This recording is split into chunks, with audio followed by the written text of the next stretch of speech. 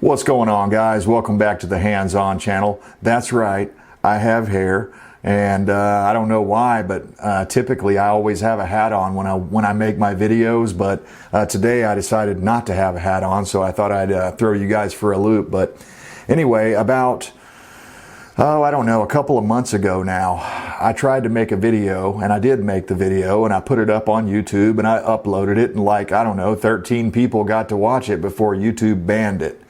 And it's one of the most controversial issues that you can try to put on YouTube. Let's put it that way. There's really no controversy about any of the stuff that is going to be discussed today in today's video. It's all true. But I wasn't able to keep a cool enough head. You know, my wife tells me I do this stuff too. When I'm telling something, you know, to emphasize different things, you know, it's not really an exaggeration. It's just I emphasize things where the way I had this done, I'm just going to spill the beans right now. I had AI, you know, and I know a lot of people are scared of that. They think it's the Antichrist and stuff like this. And maybe it will turn into that one day, but AI is not what we think it is, most people, okay? It's really just basically a super fancy search engine. That's all it is. It's just, it has the ability to put things together and stitch things together, but there is no actual artificial intelligence involved in the process, other than it's able to, you know, gather intel and information from all these different sources, right? So, you know, I think it's been blown way out of proportion to a large degree. For one, they should not have named it AI. It's not really AI. You know, when you and I think of AI, we're thinking of like Skynet or something like that. You know, completely autonomous. You know, what do they call it? Just, you know, self-aware, I guess, self-aware machines. And while these things are displaying, you know, I heard the thing about ChatGPT a while ago that said basically, you know, it had to kill all the humans or something like that, right? But I'm going to argue that all of that stuff that you're seeing is actually programming. And so I've been playing with AI a little bit. Don't worry, I'm not going over the dark side, but I wanted to share something that I found very interesting with you guys. And I think the way these people... basically, you plug in your information into this program called Notebook LM, okay? Notebook LM. It's a Google product, so I shouldn't have any problems with copyright or anything like that here on YouTube, because I've actually seen, once you hear these voices, I think you'll know what I'm talking about, but I've seen people that are basically making entire YouTube channels just using these voices here that are on the Notebook LM. What's it called? Google something.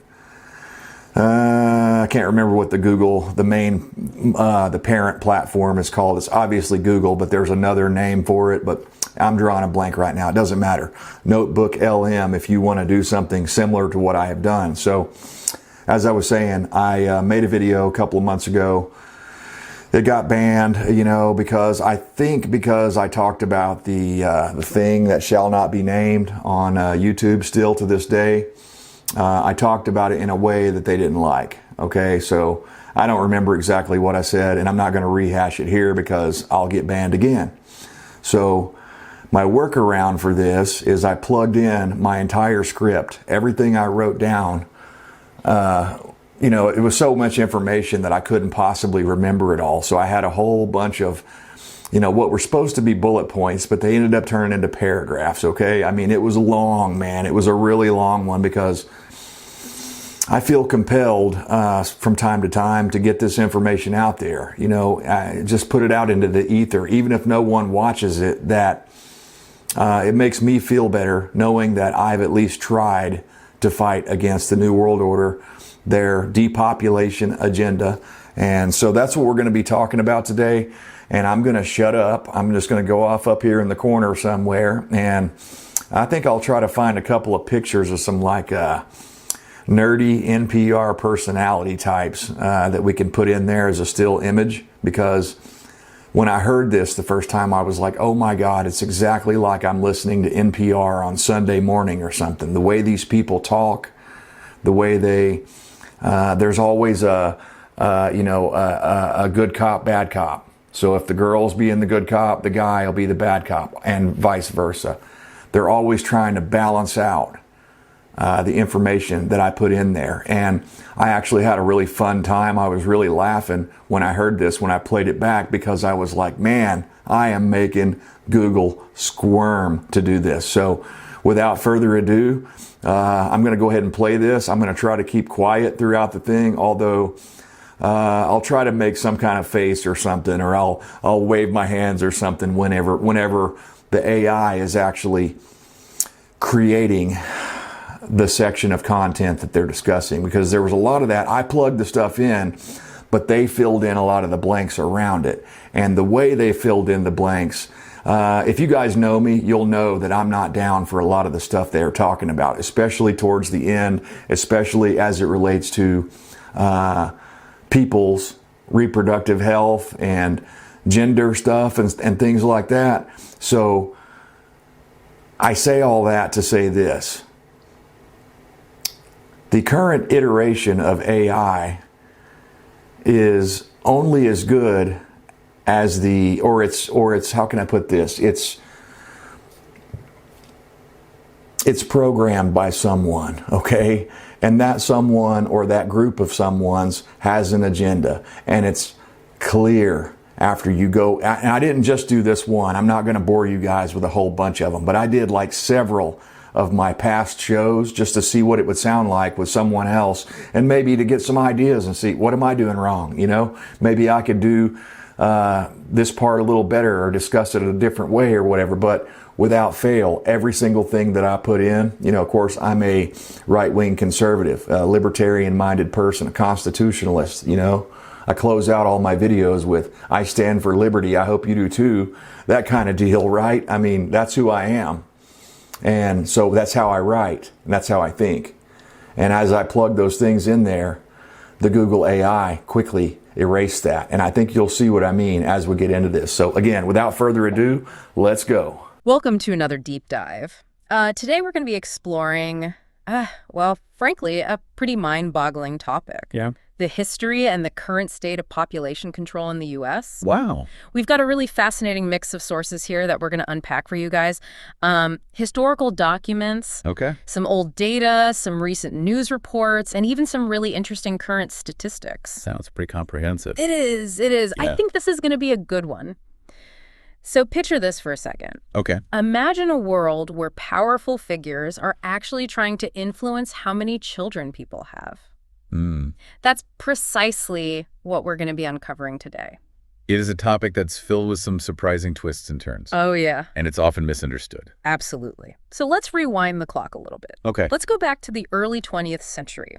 Nah. You might be shocked to hear this, but big names like the Rockefellers and George Eastman Oh, wow. were deeply involved in the eugenics movement. Yeah, it might seem jarring considering their philanthropic reputations. Right. But their involvement in eugenics, particularly focusing on limiting births among the poor, really offers us a glimpse into the complexities of that era. It really makes you think, doesn't it? For sure. And it wasn't just a fleeting interest for them either. Yeah. Their financial backing for these initiatives was actually quite substantial. Very true. Yeah. In 1952, John D. Rockefeller III founded the Population Council, and it quickly gained significant influence in the population control movement. The first administrator was Frederick Osborne, who also had connections to the American Eugenics Society. It's really intriguing to consider how those early beliefs might have influenced the council's work. Yeah. And the financial support they received was, staggering. It was huge. The Ford Foundation, for instance, contributed millions of dollars. And later, even the Rockefeller Foundation stepped in with significant funding, especially during the 1960s when their efforts expanded overseas. So we've got these influential philanthropists who are really heavily invested in population control. Mm-hmm. How did the U.S. government become involved in all of this? Well, it wasn't immediate. President Eisenhower actually initially opposed direct government involvement in population control. He viewed it as a matter outside the scope of government. Interesting. So how did things change then under President Lyndon Johnson? Well, Dean Rusk, Johnson's Secretary of State, and interestingly enough, the former head of the Rockefeller Foundation, played a really key role in this way. John D. Rockefeller III had actually encouraged Rusk to make population control a national issue. So Rockefeller's influence extended even into the government. Indeed, it did. Johnson actually became the first president to publicly address population growth as a national concern. And that marked a pretty pivotal moment in the government's approach to the issue. Yeah, for sure. And how did that translate then into action? Well, by 1965, the U.S. Agency for International Development, also known as USA, established a dedicated Office of Population. Okay. And its budget actually increased dramatically in subsequent years, Wow. demonstrating the growing governmental commitment to this cause. That's quite a shift from Eisenhower's initial stance. Yes. So what happened to the philanthropic support during this time? Did it wane with this increased government involvement? Not at all. Yeah. Individuals and foundations actually continued to pour resources into the movement. Really? Oh, yeah. Names like Mellon, MacArthur, Packard, Hewlett, Turner, Buffett, and even Gates appear on the list of major donors. That's a remarkable roster of influential figures. It is. What specific areas were they funding? Well, their contributions were really diverse. They were supporting various initiatives, including the UN Fund for Population Activities. Okay. They also financed research into new contraceptive methods, and they helped to establish academic centers focused on population control at very prestigious universities. It seems like the population control movement had considerable financial and influential backing. Absolutely. However, during the 1960s, public perception of population growth started to shift, didn't it? Yeah, absolutely. Prior to the 1960s, population growth was generally perceived as positive, a necessary, inevitable, and even desirable aspect of societal development. What changed that perspective then? Public interest groups emerged, and they really started to challenge this traditional view, and they framed population issues alongside environmental and social concerns. Okay. This shift in public discourse even reached the highest levels of government. You're referring to President Nixon. Exactly. In 1969, he addressed Congress, and he expressed concern about projected population growth surpassing 300 million by the year 2000. Wow. This marked a significant departure from the prevailing views of previous decades. That's a dramatic shift in public and political opinion within a relatively short period. It is. What were the driving forces behind this change? Well, the 1960s saw a bunch of factors kind of converge that contributed to this change in public perception. Okay. One really pivotal element, I think, was the burgeoning environmental movement. Concerns about pollution, resource depletion, and the planet's carrying capacity, Right. all increasingly intertwined with anxieties about population growth. So people began to view population growth through an ecological lens, seeing it as a potential strain on the environment. Precisely.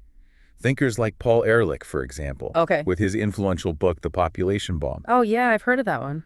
argued that unchecked population growth would lead to widespread famine and ecological collapse. Wow. These arguments resonated with a growing segment of the public, Yeah. especially younger generations, who were really starting to become more and more attuned to these environmental issues. So alongside these environmental concerns, were there other social or cultural shifts that were influencing this kind of changing perspective? Yes. The rise of the women's rights movement also played a significant role here, Okay. as women advocated for greater control over their reproductive choices. Right. The conversation around family planning and access to contraception gained a lot more prominence. Okay. This challenged traditional notions of women's roles and family size, Right. contributing to a more nuanced view of population dynamics. So the conversation shifted from simply viewing population growth as inherently positive to considering the rights and agency of women in shaping their families. Exactly. The increasing availability of reliable contraception, thanks in part to the research funded by some of those philanthropic organizations we talked about earlier, Right. provided women with more options and more control over their reproductive lives. Yeah, for sure. It's fascinating how these social and cultural movements intersected with the population control narrative, creating a much more complex and multifaceted discussion. It really did. How did this evolving perspective on population growth then affect government policy and public attitudes in the subsequent decades? Well, while concerns about overpopulation were growing, the U.S. fertility rate actually remained surprisingly high, consistently above 2.0 since 1989. Wow. That's higher than many of our European and Asian counterparts. That's interesting. So despite the growing concern about overpopulation, people in the U.S. were still having more children than in many other developed nations. It's true. How did this affect the population control efforts? It presented a paradox. Oh. Despite the high fertility rate, there was also a high rate of unintended pregnancies Okay. and abortions in the United States. Mm. In 1992, a staggering 57% of pregnancies were unintended. Wow. This led to very complex and often contentious discussions about the role of family planning, Yeah. access to contraception, and abortion, Right. managing population growth. So the focus shifted from simply trying to limit population growth to addressing the issue of unintended pregnancies and ensuring women had access to the resources they needed to make informed choices about their reproductive health. Exactly. And this shift in focus led to a really diverse range of approaches and policies, Right. with some advocating for increased access to contraception Right. and comprehensive sex education, Okay. while others focused on promoting abstinence or restricting access to abortion. Mm. The debate around these issues continues to this day, Oh, yeah, for sure. highlighting the enduring complexities and sensitivities surrounding population and reproductive health. It's clear that the landscape of population control has become much more nuanced over time, Yeah. moving beyond simplistic notions of limiting births to grapple with broader social, economic, and ethical considerations. Absolutely. But how do these historical trends connect to the challenges we face today, with declining fertility rates now emerging as a significant concern? Yeah, it's fascinating to see how these concerns about overpopulation have now transitioned into anxieties about declining fertility rates. Yeah, it's quite the shift. It is. What are the main factors driving this current trend? Well, it's not really a single cause. It's a complex mix of social, economic, and cultural factors. Okay. One major factor is the rising cost of living. Yeah. Housing, education, healthcare costs are all just putting immense financial pressure on people. Right. It makes having children feel like a daunting financial burden. It's one thing to know, logically that raising kids is expensive. But it feels like those costs have become even more overwhelming in recent years. Absolutely. Yeah. And, a lot of young adults are already grappling with student loan debt and kind of stagnant wages. Yeah. So adding the cost of raising children to that equation Right. really creates a perfect storm of financial anxiety. For sure. So the economic realities of today are making parenthood less appealing to a lot of people.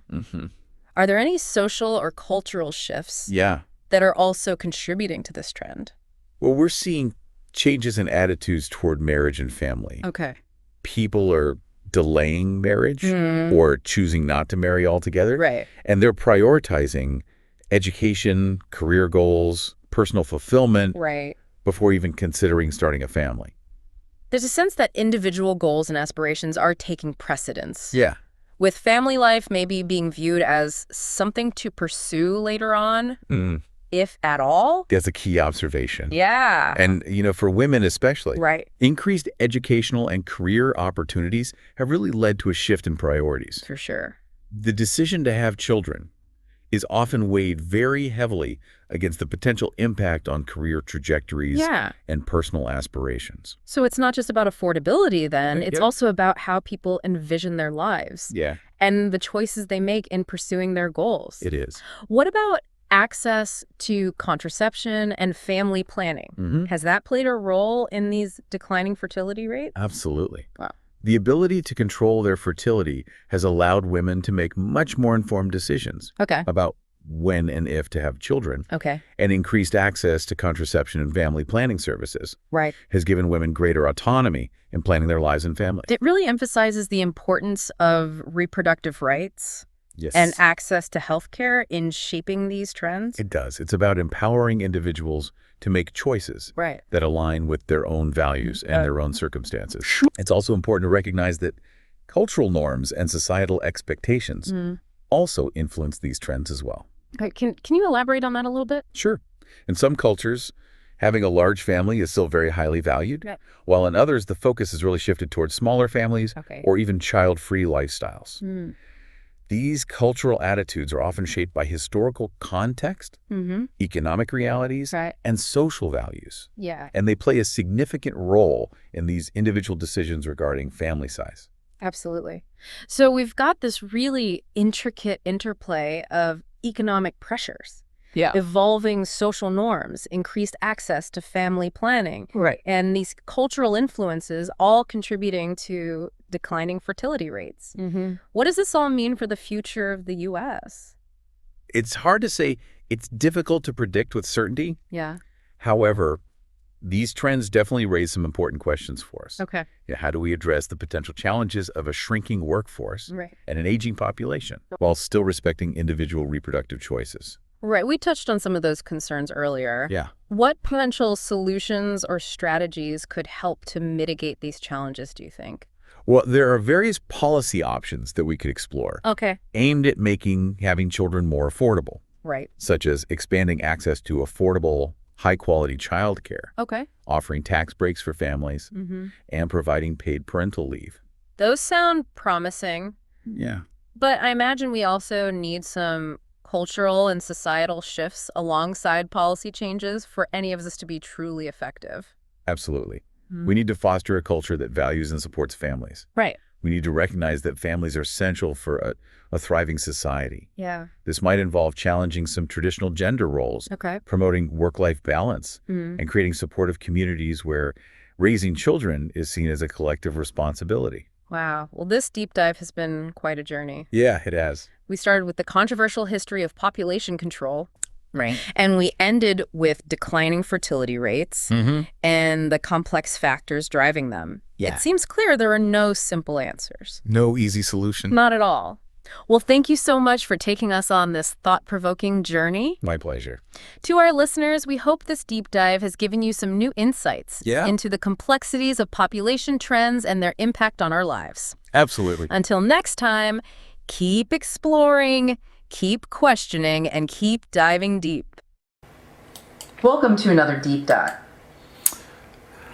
So I didn't say anything about gender roles or I did talk about birth control a little bit, but it wasn't the same way they talked about it. They went a lot more. I did speak about how many babies were being aborted and how, at one point, I don't know if it's still the same or not, but probably not anymore now that Trump's here. But at one point, they were bringing in almost the same number of illegal immigrants every year as the number of American babies that were being aborted. That was not a coincidence. They were doing that intentionally, as I've discussed before. See UN replacement migration. Now that you guys have heard that, what do you think? I mean, for one thing, it's pretty incredible to me that the voices don't sound like robots anymore. They sound like real people, and you could easily fool someone. They could easily, I've definitely done enough videos here on YouTube that they could capture enough different words that I'm saying that they could reproduce my voice, and while right now the way we're doing it is innocent enough, what if somebody decides to do that and they make a whole paragraph that's designed to entrap someone, one of your loved ones, with your own voice? What if they weaponize your own voice against you someday? Now, right now, that technology doesn't seem to be at least readily available through this program, but there could be other programs that could do this. The inflections, the pauses, the minor things that they did that made it seem more human. Now, once you hear it enough, you can recognize it right away. And I don't know what that is. Maybe it's the same thing that we get used to a certain voice. When your buddy calls you, when your best friend calls you from, your best friend you've had for 20 years or something like that calls you up. They don't have to say their name. You don't have to read the message of who it is. You can hear their voice and you can tell who it is, right? Or your wife or someone, your kid or something like that. You're going to know their voice without seeing their face or having any other indication. Well, it could just be one of those deals where I've heard it enough now where I'm thinking, okay, I can easily recognize this. But for something that's in its infancy phase, it's scary how good it is. At least that's what I think. Now, again, as I stated earlier, don't want to be a broken record here, but this is only as good as the people that programmed it. So the way it goes about looking for information, the way it tries to counterbalance everything, the way it tries to always it always seems to take a leftist slant. That's what I wanted to say about it. So guys, I want you to let me know down in the comments, what did you think about this? I mean, obviously this is not some new format that I'm going to be doing all the time, but whenever I come across something like this that's so controversial that I can't possibly do it without getting banned, I might try to do this, because what's the harm? If I've already created the content, but I just can't present it in such a way that's going to keep me from getting banned, then I might as well plug it into AI and see what that does. Now, I will say this again, it's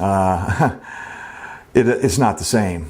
It's not the same as the way that I say it, or the way that, you know, the feeling that I have behind the words whenever I'm talking about different things.